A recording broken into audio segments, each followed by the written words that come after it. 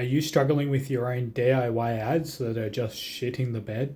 I recently did a deep dive into a brand owner's ad account because her ads weren't delivering the results that she wanted. And I can tell you right now, it didn't take me long to start spotting some major red flags. So the first issue was campaign objective. Really, if you get this setting wrong, you're doomed from the start, right? So if you're aiming for purchases, you need to choose sales objective and nothing else.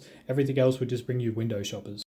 Next up, the creative, which really wasn't up to par, to be honest, and there was zero testing going on. You can't just rely on a couple of ads that you think are okay. They need constant testing and tweaking. And please, for the love of God, if you can't design ads, please use ad templates.